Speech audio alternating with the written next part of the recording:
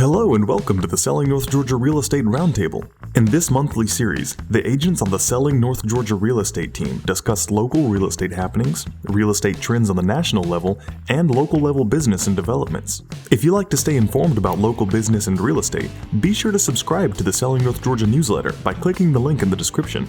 In today's episode, the guys talk about why more homes are being withdrawn from the market, whether or not the current housing inventory dispels the myth of an impending market crash, and how one iBuying company lost $900 million. This is the Selling North Georgia Real Estate Roundtable. All right, let's get this party started. Yeah, I guess now we will talk about real estate because that's what we do. So we read some articles. We're going to talk about some local real estate, some national real estate, and who knows what else. So we'll get into it. I'll start first. All right, go for it. Read an article that mainly focused on withdrawn listings and where we're at with slowing appreciation. Not going to get into all the stats and everything. If Carl wants to throw up some numbers to make sense of it, then have at it. But some things that kind of stuck out to me, about 2% of homes were delisted each week for a 12-week period leading up to November 20th. And so that was up 25% from the year before. So pretty good chunk there. I think a lot of what's going on is sellers having a hard time grasping that window of time to get that crazy price for the house has kind of come and gone. I want to get into that kind of at the end here, but just kind of going down my list. So year over year, price appreciation has slowed to 13.5% in August. And so that's the fourth consecutive month of lower annual growth. Did I say something funny? It's funny that it slowed to 13% Say, appreciation. yeah. You like how I asked that? Like, we're about to fight? Yeah. Something funny, man? Yo, So we're still going up. you talking to me? Yeah. I mean, again, I was going to say that at the end too, but coming down from these high numbers, it sounds when you read it like, oh no, bad things are happening, but it's just down a little from this insanity that we were at. So prediction for September 2023, a lot of people seem to think it's going to slow down to about 4%, which sounds normal, right? That's what we should be expecting in a normal market. Tying that into some local info here, and I know I'm going on a tangent, so you guys just jump in if you want, but median price November 21 was $210,000. This last November, $249,900. That is a 19% increase right there. So we went up 39,000 on our median price this year versus last year. Yes, that is what that was. But, and also, just to kind of throw this in there too, we closed 30% less in that same time period. So definitely a interesting stat there. There were 46 withdrawn listings in the past 30 days. I was really trying to figure out how many were a year ago in the same period. I don't know if any of you guys have ever run across that number. I couldn't find it. Don't know how to dig that one Probably a up. way to get it, but I've never tried to find how many withdrawn listings there were in a prior period. Give him 2 minutes, he'll find it. That sounds like a lot, though. 46, yeah, that's 1.5 a day. And I think too, withdrawn stats is not something that we normally talk about Really much. pay attention to. It's been Yeah. a long time since we've had to worry about it. I mean, we had no listings on the market for so long that when we found a house, we're like, great, nobody withdrew it because the days on market was 11 days. So they didn't even have time to think about withdrawing it. It was already sold before they even considered, hey, should we sell this or not? You try to dig up that, I am. how many? I'm Yeah, going to tell you. I can figure it out. I bet you can't find it. Okay. Here we go. But while you look that up, as we were, I was reading you guys' articles too, and they all pretty much tied together the same point relating back to mine, which is, again, that frenzy where sellers are getting those crazy numbers, that's come and gone. And I personally have had a seller withdraw, not because we couldn't get them a good price. We actually got them what they needed, but it was on the buying side afterward that they were kind of running into problems. So I think a lot of people might be withdrawing for that second piece of the equation. So I was wondering if you guys have dealt with anything like that, like what kind of conversations are you having to do with withdrawing or, second guesses, that kind of thing? I mean, I've still had the conversations lately that people think, if I say it's worth 210, let's list for 240. They're still in that mindset. Yeah, But then you also miss your like you were saying a minute ago, you miss your window, and then it's been on the market for 30 days. Yeah, I think for me that they did push harder maybe a month or two ago than now. I think more people are coming around, but in my experience, very limited scope, of course, but we're just not there yet. I've got a luxury client that is about to withdraw his listing. Expire, withdrawal, depends on the day it happens, but the luxury market seems to have slowed faster than the rest of the market. We are not getting any showings. We are not getting any activity. And so I'm a little surprised by that, of how long anything over, 4X the median in this town would be $1 million, right? So that, let's call it 800 and up, so 3X the median, not getting any activity at all. So that part is really slow. So there are more withdrawals there. Those people typically, if you own an $800,000 house, you don't have to sell right now. So I'm feeling like those are withdrawing faster. You think maybe those types of buyers and sellers are also a little more, analytical by nature when it comes to making decisions like that? It's less of a I need somewhere to live situation. They are probably considering a lot more pieces of the financial puzzle. Mm-hmm. Yeah, I think so. The other thing is just that they're less rate sensitive.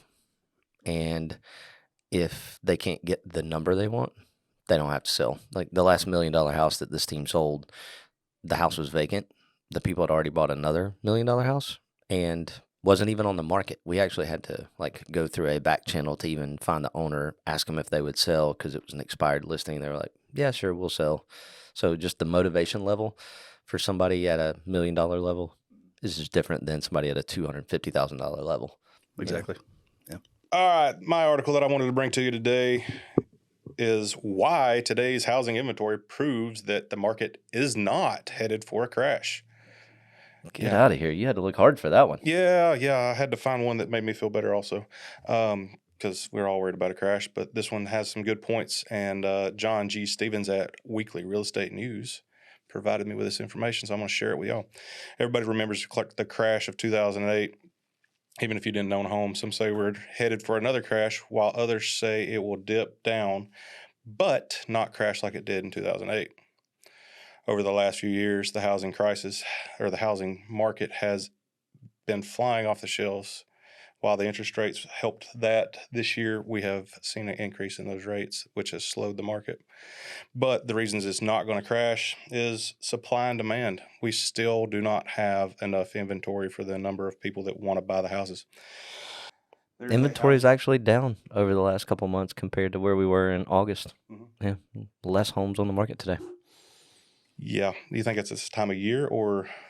It's part of it, but part of it also is just people can't find the house they want, and they're leaving that 3% rate to go to a 6.5% rate. So if they're going to sell a $200,000 house and they get a 3% rate, and they're going to buy a $300,000 house with a 6% rate, that's really painful. Yeah. So the guy in the $300,000 house isn't willing to sell any lower, and the $200,000 guy isn't willing to pay that $300,000 price. So the $200,000 house isn't hitting the market, right? And so if we can't get that buyer and seller together, that house isn't hitting the market, Yeah, that's kind of what I've ran into recently with a buyer. They're actually a cash buyer, and they're at that nice, slightly above entry-level price point. Yeah. And there's nothing out there. John G. here says the number one reason is there isn't an oversupply of homes for sale. So 2008, we had a ton of homes on the market. Mm-hmm. Yeah. All right. What else does Mr. Stevens have to say? That's where, so lending standards are better today than they were in 2006, 7, and 5. This, it's very hard. You can't just sign your name, get a loan anywhere. No. The good old crazy. days. Yeah, no doc loans. Those are a thing of the past. So if you've bought a house recently, you know how painful it is to actually fill out all the documents and answer all the questions and why you spent $17.37 at Taco Bell to the underwriters. That's a legitimate question. How did you spend $17 at Taco Bell? Family of 7? I was by myself. So That sounds it's about just- right, though. When you go to Taco Bell, you're going to do some work. Like Michael said a minute ago, he kind of talked about the interest rates, the equity that everybody has. It's hard for them to move off of that equity whenever they're going to have to, like he said, you're selling a $200,000 house, you're paying at 3%. What are you paying? $1,200 a month, 13, 14. If you go buy a $300,000 house at 6.5%, you're creeping up on like 25. You're $1,000 more a month, and you're not getting that much more house than what you had. Well, the other thing with that equity situation, in 2007, people were getting 100% loans, 105% loans, so they started with no equity. They started with negative. Yeah, they started with negative equity. So in 2008 and 9, you see a ton of people walking away from their homes because they were upside down. They literally didn't have anything to offer. So at least in an equity position, if you bought your house in 2018, the recent run-up that happened, you have options. If you have equity in your house and you don't necessarily want to move or pay that higher interest rate, you just get an equity line of credit and add that bedroom or remodel the house that you're in to make it more suitable for what you need. So with that kind of equity, there's no impetus to move to the next house or do what they used to call a strategic foreclosure, where they just give the keys back to the bank and they go rent something. 2008, your mortgage payment, if you got one of those 228 loans, so it's 2-year fixed, 28-year adjustable. Excuse me. So what would happen in those loans happened in 2006 and 2008, that rate adjustment happens, and then that teaser rate is gone. That low rate you locked in is gone, so now it goes to the market rate. Well, my payment went up to $1,200, but I could rent that same house for $900 back in 2008. Rents were not keeping up with the prices at that point. So they could walk away, save $300 a month, and they weren't leaving any equity on the table. Today, if you buy a $250,000 house, and let's say you bought it in 2018, and that house today is worth $3.25, well, you're leaving $75,000 on the table that you don't want to walk away from. And if you tried to go rent that same house, it's going to cost more than your mortgage payment. So you really have no option. So now that house in 2008 would come on the market as a foreclosure. Well, today it's not coming on the market at all because they've got $75,000 in equity and they can't go live anywhere else. So they're just going to stay put. The replacement cost, rent versus owning, is keeping people on the sideline and not allowing them to walk away, especially if you got $75,000 tied up in it, And kind of touching back on the new constructions too, we, for the past, well, definitely since the pandemic, we've heard over and over the rising cost of materials and how that's impacting the new builds. And the article called that maybe there's also this piece of consciously slowing down the builds even more because of being uncertain about those interest rates. And, I know these builders are, obviously in the real estate world, they're pretty in tune with things. So I am quite sure that most of them understand 2008 is a different situation than now. But I guess still, when you're just cranking out something as expensive as houses at the volume that they're building, you still kind of are more careful than is necessary. I don't know. It still scares them. Inventory is up by 27.8% according to calculated risk. John G. did not give us a time frame over that, but I'm going to assume over last year. But that means that we're still historically low and there aren't enough homes on the market for the prices to just crash. This is interesting. This is where everybody's been waiting. They're waiting on the foreclosures to come, and then they're going to buy houses, and they're just going to. Oh, I hear about it all the time. Yeah. When's the foreclosures going to start happening? So, through May of this year, in the U.S., there were only 30,881 homes that had started the foreclosure process or scheduled auctions or bank repossessions. That is a very small drop in the bucket nationally. That's nationally. That's not just here in Georgia. Yeah. Or a normal year would be 150 to 200,000 homes. So 30,000 is incredibly low. And it says that's the ones that started. That's the ones so that those started. didn't go all the way through foreclosure. Yeah, the ones that went all the way through. Lenders repossessed 2,857 U.S. properties through completed foreclosures, known in the real estate world as REO, in May. So 2,857 in May. So that's like 36,000 a year if you just average it out. That's nothing. So if you're waiting, you're gonna be waiting for a while. I had a client call me, I think it was September or October, I can't remember, but they wanted a list of foreclosures. Yeah, we get that email from time to time. It's like, hey, send me a list of all the foreclosures. Okay. Here's 2. No, I literally sent them one address. I'm like, here you go. This is this month's list. Hope you enjoy Tunnel Hill. It's the one, you know. So there is no list at this point. Yeah. No, there was Luckily, there was actually one. one There was address. one. Yeah, there was one address. Now, it might not have even made it all the way. You know, a lot of people don't understand that when it shows up in the newspaper, that doesn't mean that it's going to happen as a foreclosure the following month. There are a lot of things that happen in that month, which, back to the other point that Mr. Stevens here made, if you have 35% equity in your house and you're not paying your mortgage, the bank will still send you that letter that says, hey, if you don't pay by January 1st, we're going to foreclose. Well, there are tons of investors in this town that are knocking on that guy's door saying, look, I'd love to buy your house. I'll give you the balance plus a few $1,000 to make it good for you. And then the other thing is they can just put it on the market. They can catch it up. They can borrow money from a friend or whatever, catch it up, and it may be advertised as a foreclosure, but not ever actually happen. They may catch up the payment, they may list it, they may sell it, an investor may knock on the door. So even that number of 30,000 that got the notice, a very small percentage of those actually foreclose. So I'm not sure where your number was, but through May of this year versus May of last year, home appreciations, according to the NAR, National Association of Realtors, we were up 14.8%. So Yeah, that's Corey's was 13, so yeah, that's what it's I right on. thought. Yeah.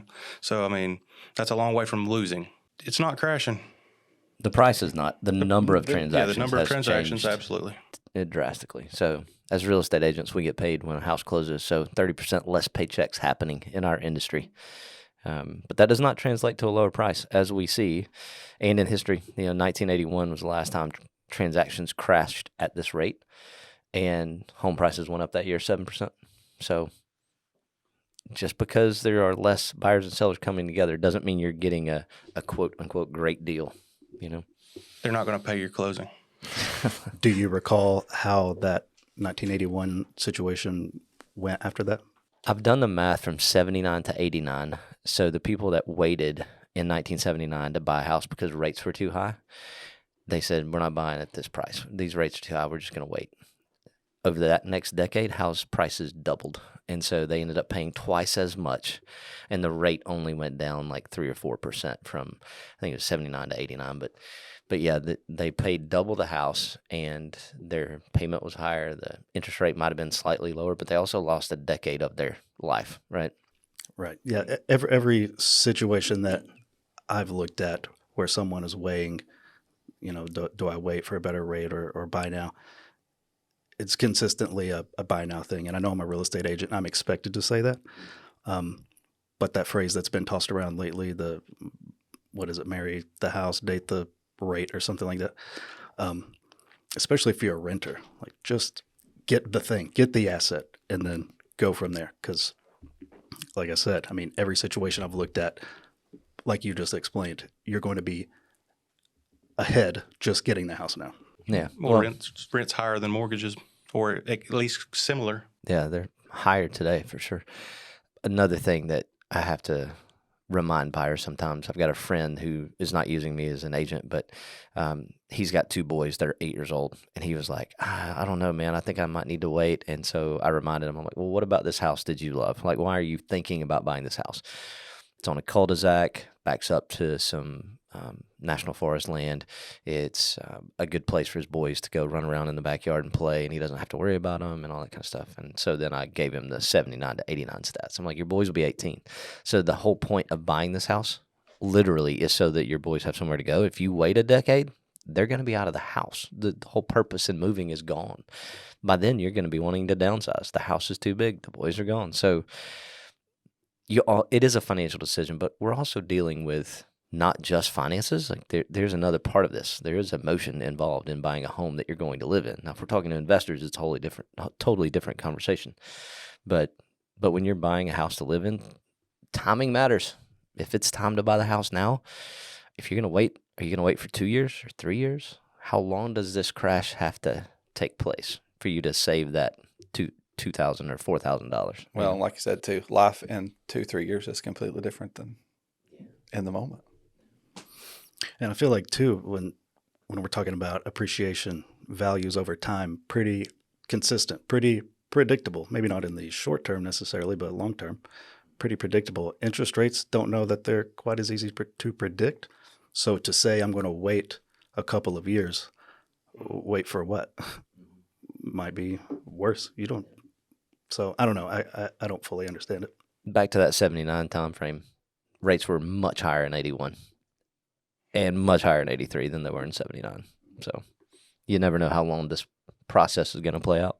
Yeah. So Drew, you read an article about iBuying. What is that? So iBuying, I've had a few clients use Open Door, come in. They don't even come to your house. Is that correct? I don't think they even came to their house. Not until after it was under Yeah, I contract. did a video of the inside the house, walked the outside the house, made them an offer, bought their house. So, and then they turn around, list those houses back on the market. And the ones that I know of are still on the market for sale. Some of them listed cheaper than what they paid for them, which makes sense because according to this article, Open Door lost $928 million in the last quarter. In a quarter, they lost $1 billion. Yes, they did. And they're still open for business. How does that work? I'm not real sure.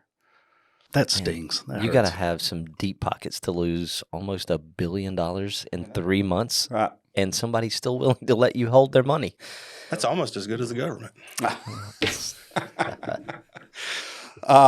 So I just found this very interesting because there was a lot of talk of agents worried about people like this coming into town and buying up houses and then turning around and listing them with out of town people for sale. But I don't think we have anything to be scared about.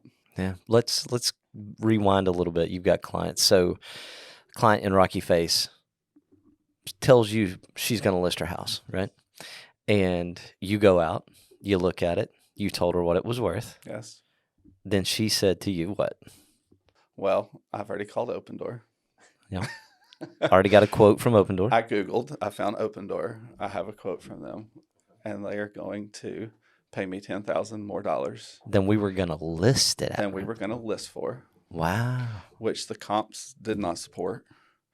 She went back and forth with them for 2 months and actually told them that she thought about not selling the house to them because she couldn't find somewhere else. And they offered her more money to sell the house.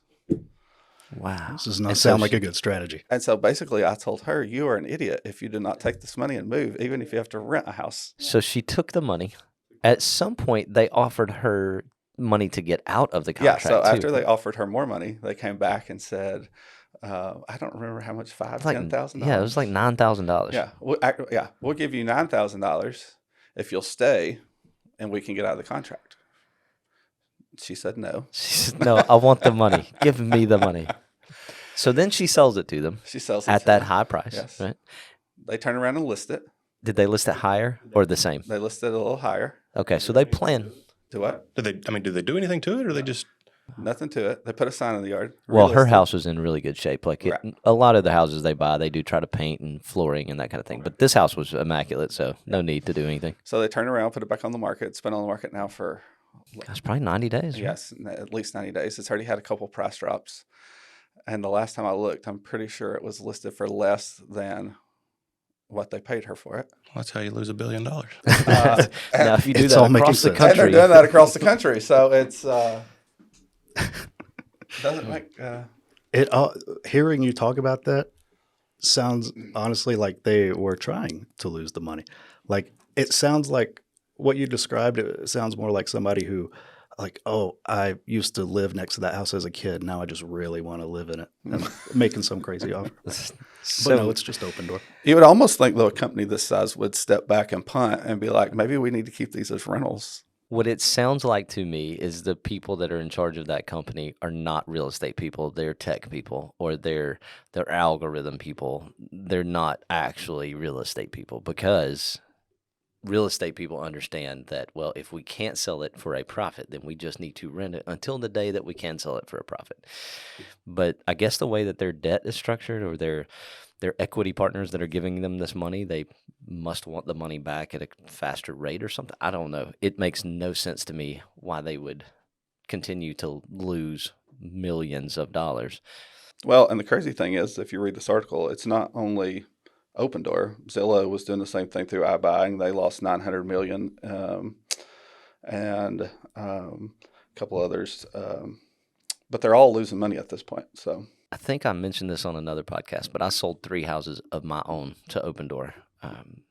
The crazy thing too is Open Door was trying to get into the Chattanooga market, and so every zip code that qualifies as the Chattanooga metro, they were willing to buy houses in.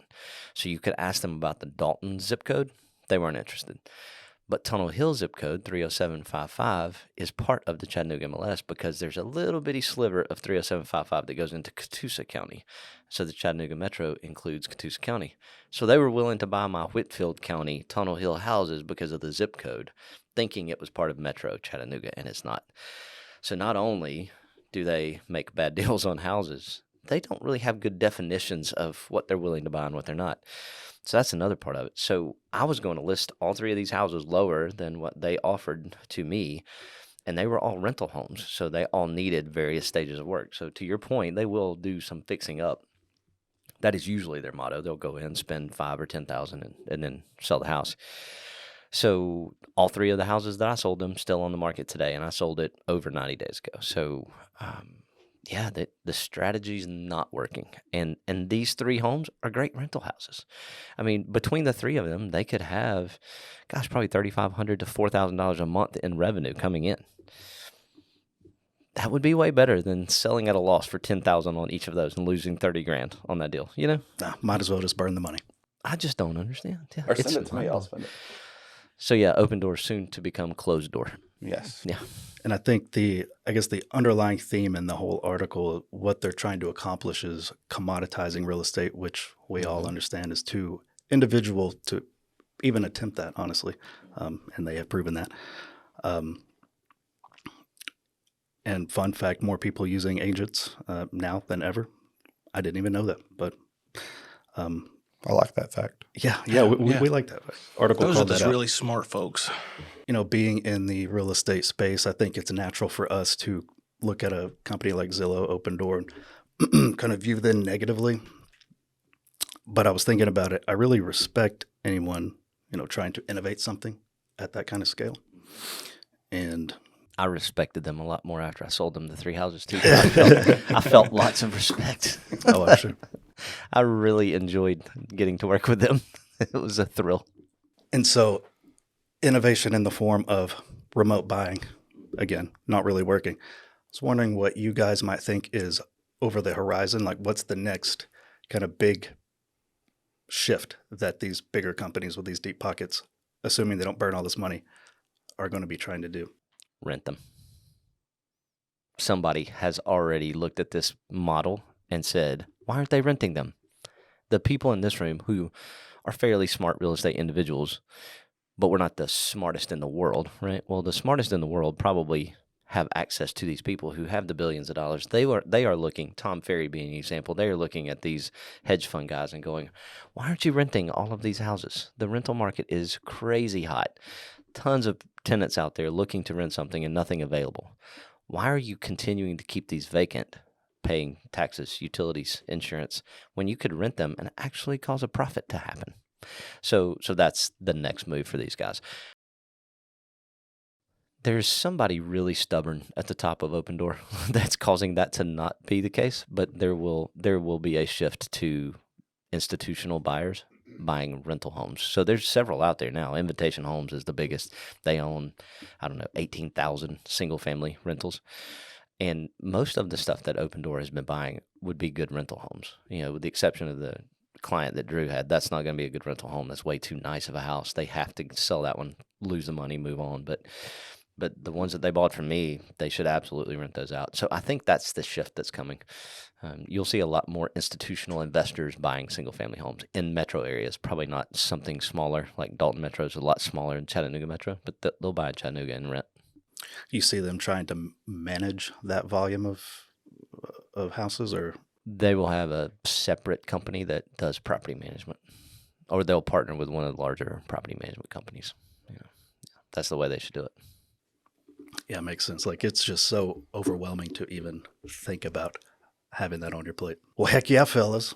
We just ran through it. Some good articles, learned a little bit. Drew, am I cutting you off here? No. Okay. Well, yeah. We don't even have an official outro, so I'm just going to stop talking. Thank you for watching the Selling North Georgia Real Estate Roundtable. Be sure to share this with anyone you think might enjoy it. And look out for the next edition of the Selling North Georgia newsletter.